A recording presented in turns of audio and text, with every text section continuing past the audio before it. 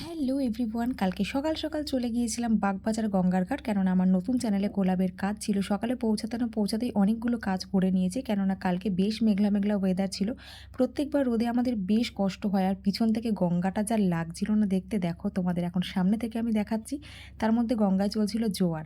এখন আমাদের চলছে টিফিন টাইম, আর এই ভাইগুলো খেতে এত ব্যস্ত, খেতে খেতে ব্যাগটা তাদের নিচে পড়ে গেছে, হুঁশ নেই। সেখান থেকে আবার ছুটেছে ব্যাগ আনতে। আর একে দেখে আমি এত মজা নিচ্ছিলাম, মজা নিতে নিতে আমার সানগ্লাসটা পড়ে গেছে। এখন ও আমাকে দেখে মজা নিচ্ছে।